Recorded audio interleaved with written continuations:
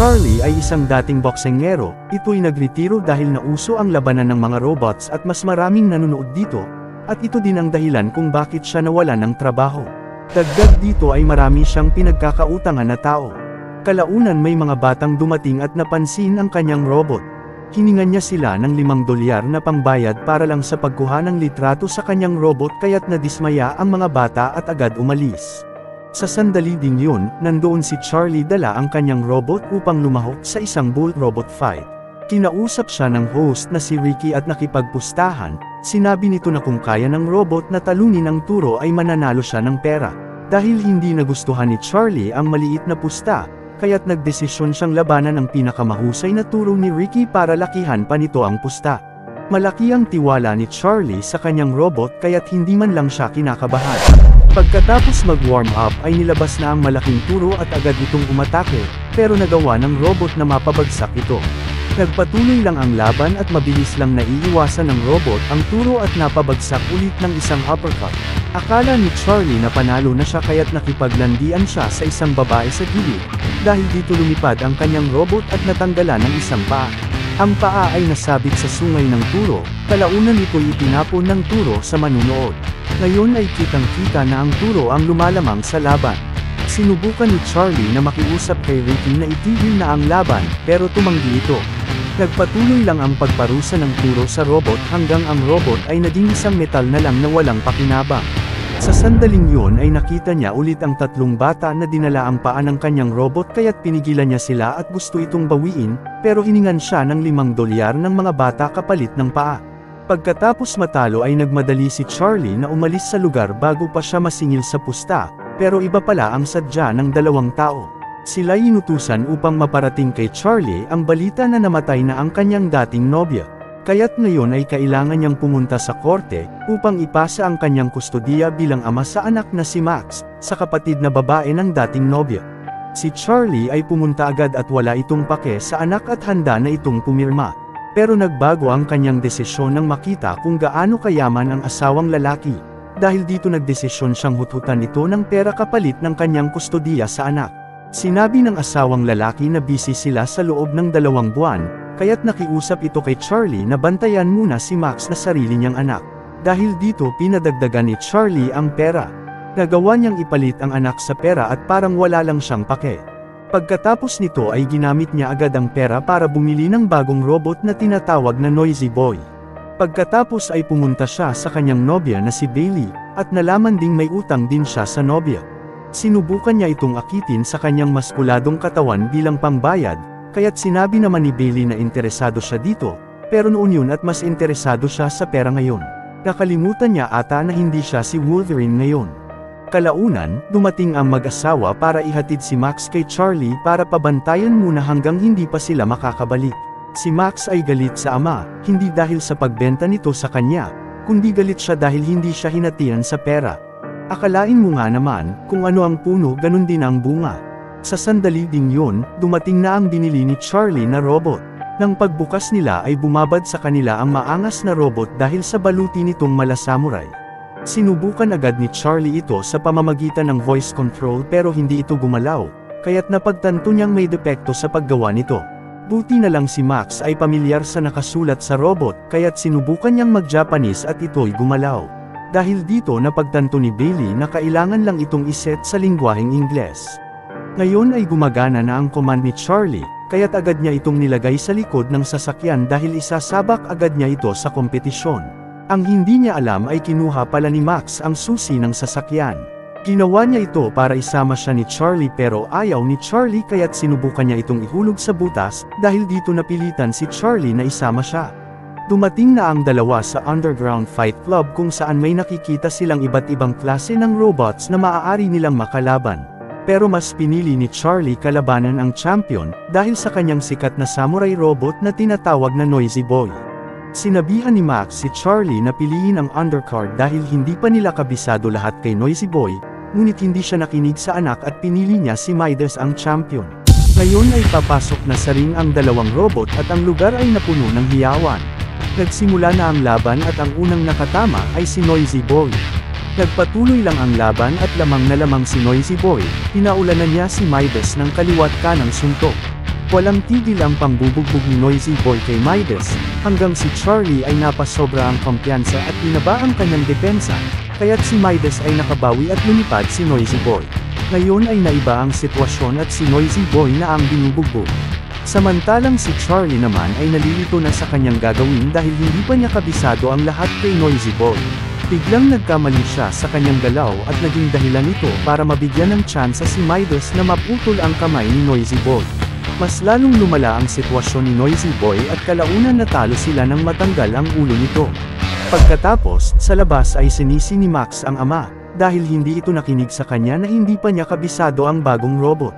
Hindi tinanggap ni Charlie na siya ang dahilan ng kanilang pagkatalo, sa halip ay mas sinisi niya ang bagong robot dahil sa kahinaan nito. Pagkatapos magtalo ay pinabalik niya ang anak sa sasakyan.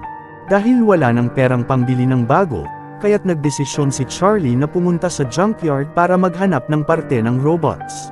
Agad silang naghanap pero wala silang makitang kapaki-pakinabang. Sinabihan niya ang anak na mag-ingat dahil malapit ito sa bangin, ngunit hindi ito nakinig at biglang bumuho ang lupa at si Max ay nahulog sa ibaba. Buti na lang sumabit ang kanyang damit sa isang bakal na nakabaon sa lupa. Si Charlie ay nagmadaling pumunta sa ibaba at tinulungan ang kanyang anak.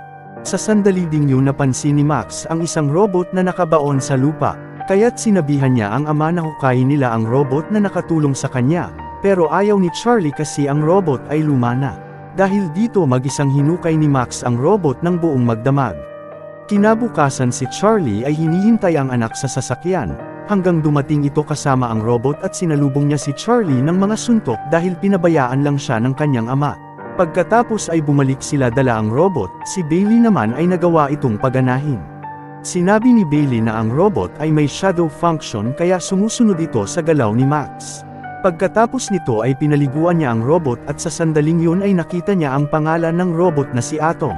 Agad siyang pumunta sa kanyang ama para sabihin na gusto niyang ilaban si Atom. Nandoon din si Bailey at sinabi nito na si Atom ay isang 2014 Sparring robot. Kaya't sinabi ni Charlie na hindi maaaring isali si Atom dahil hindi ito ginawa bilang fighting robot at mahina ang suntok nito. Kinagabihan ay pumunta si Charlie sa kanyang kaibigan na host para humingi ng sponsor para makabili ng bagong robot. Sinabihan niya ang anak na maghintay muna hanggang bumalik siya. Kalaunan habang naghihintay ay nakita ni Max sina Faro Lemkova at Takma Shido na nagmamay-ari sa undefeated world champion robot na si Zeus. Samantalang si Charlie naman ay nakita na ang kaibigan, pero hindi siya nito binigyan ng pera dahil wala itong tiwala sa kanyang sunod-sunod na pagkatalo. Nadismaya si Charlie at nagdesisyon siya na ilaban si Atom sa lugar na tinatawag na zoo, kung saan ang mahihinang robot ang naglalaban. Kinaumagahan ay nakarating na ang dalawa sa lugar at doon nakita niya ang may-ari ng robot champion sa zoo na si Metro. Agad niya itong hinamon kaya't pumuste ito ng $1,000 na hindi tatagal si Atom sa unang round. Nagsimula na ang unang round at sa sandaling ito ay binubugbog si Atom ni Metro dahil si Max ay wala pang kahit anong experience. Ginagawa ni Max ang lahat pero nagpatuloy lang ang natatamong pinsala ni Atom. Sinabi ni Charlie na patayin na lang ang oras hanggang matapos ang unang round, pero matigas si Max kaya't bumagsak si Atom at nagsimula silang magbilang. Pero nagawang makatayo ni Atom at nanatili sa unang round kaya't nanalo sila ng $1,000. Nag-alok ulit ng pusta ang kalaban at sinabing dodoblehin ang $1,000 upang makalaban ulit si Atom. Pumayag naman si Max at nadismaya si Charlie dahil inakala nitong wala talagang laban si Atom. Pero natuto na si Max sa kanyang pagkakamali kaya't bumawi ito sa ikalawang round at sa isang uppercut lang ay napinsala si Metro at kalaunan ito'y bumagsak. Ginamit nila ang napanalunan para i-upgrade si Atom. Si Max ay nakiusap sa ama na turuan si Atom na lumaban sa pamamagitan ng kanyang galaw, pero tumanggi ito dahil matagal na siyang hindi nagbo-boxing, at ang huli niyang laban ay natalo siya. Pinag-isipan niya magdamag ang sinabi ng anak at kinabukasan ay tinuruan niya si Atom lumaban. Ang mag-ama ay mas lalong napalapit sa isa't isa habang tinatalo nila ang lahat ng kanilang kalaban at gumawa ng pangalan sa Underground Fighting League. Dahil sa kasikatan ay inimbitahan sila sa Professional Fighting League upang makaharap ang robot na dalawang ulo na si Twin City. Kalaunan pinatawag sila ni Fowler na nagmamay-ari kay Zeus. Ito'y nag-alok na bibilhin nila si Atom sa halagang $100,000 pero tumanggi si Max. Sinabi ni Charlie sa anak na tanggapin na ang alok dahil malaking halaga din yun, kaya't sinabi ni Max na si Atom ay mahalaga sa kanya at hindi niya ito ibebenta. Pagkatapos nito ay dumating na ang araw ng laban nila Atom at Twin City. Kalaunan nagsimula na ang laban at ang dalawa ay nagpalitan ng binabatong suntok, pero lumamang si Twin City at nagawang i-corner si Atom dahil sa agwat ng kanilang lakas. Nagpatuloy lang ang pangbubugbog ni Twin City kay Atom habang ginagawa nila Charlie ang kanilang makakaya. Kalaunan nakita ni Charlie ang kahinaan ni Twin City kaya't naiwasan niya ito. Ngayon ay naiba na ang sitwasyon dahil si Twin City na ang binubugbog ni Atom. Nagpatuloy lang ito hanggang tinapos niya ito ng isang uppercut. Ang lahat ay nagdiwang sa pagkapanalo ng isang hamak lang na robot.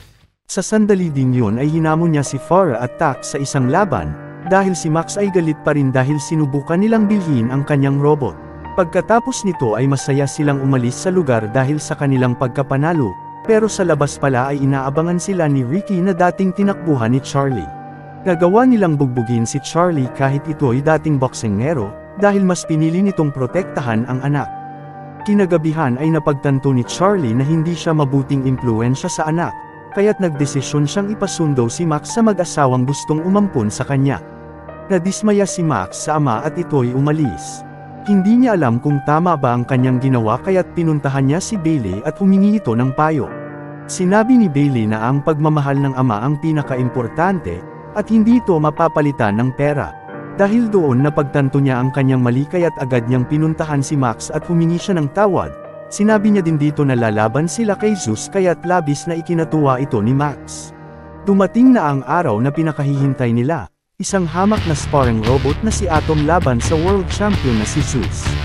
Napuno ang arena ng hiyawan at sa sandali din yun, napansin ni Charlie si Bailey na nandoon para sumuporta. Kalaunan ay nagsimula na ang laban, sa isang suntok lang ni Zeus ay agad bumagsak si Atom. Nagawa namang makatayo ni Atom pero bumagsak ulit ito ng matamaan ng dalawang suntok. Ngayon ay nakatayo ulit si Atom pero pinapaulanan siya ni Zeus ng kaliwat kanang suntok. Kalaunan ay bumato ng isang uppercut si Atom at si Zeus ay mukhang nasaktan. Sinubukang gumanti ni Atom pero nagawa ni Zeus na makorner siya ulit at pinagsusuntok. Nang tatapusin na sana ni Zeus ang laban ay biglang tumunog ang bell. Agad nilang kinumpuni si Atom, at ang sumunod na mga round ay nagawang mapuruhan ni Atom si Zeus, pero mas grabe ang pinsalang nabibigay ni Zeus sa kanya. Sa ika-4 na round ay nagawang sirain ni Zeus ang voice function control ni Atom sa isang suntok. Kaya't nawala ng komunikasyon si Charlie kay Atom at nalaman nilang nasira ang voice function control nito. Sa sandaling yun, napagtanto ni Charlie na si Atom ay isa ding shadow function robot, kaya't ito ang muling paraan para makontrol si Atom. Ngayon sa ika-5 at huling round ay nagpalitan sila ng suntok hanggang na-corner ulit si Atom. Pero imbis na mangamba ay hinamon niya si Zeus na magpatuloy pa sa pag-atake, kaya't binuhos na lahat ni Zeus ang kanyang lakas sa pag-atake, ngunit bigla itong bumagal dahil sa labis na paggamit. Dahil dito ginamit ni Charlie ang oportunidad upang gumanti sa kalaban. Nagawa ni Atom na pa-atresin si Zeus sa pamamagitan ng kanyang suntok at nag-malfunction si Zeus dahil hindi na nagawang gumanti nito. Habang si Max naman ay pinapanood ang kanyang ama na masayang nagsha-shadowboxing na dati niyang ginagawa. Nagpatuloy lang ang mga suntok ni Atom hanggang napatumba niya si Zeus. Nagawa naman itong makatayo, pero ginawa lang siyang punching bag ni Atom at nagpatuloy lang ang pagparusa kay Zeus, ngunit tumunog na ang bell. Kahit na si Zeus ang tinalagang panalo ng horado ay mas nang ibabaw pa rin ang hiyawan ng mga tao sa pangalan ni Atom. Natapos ang pelikula kung saan sa loob ng ring ay masaya ang mag-ama, dahil alam nila kung sino ang nanalo sa puso ng mga tao.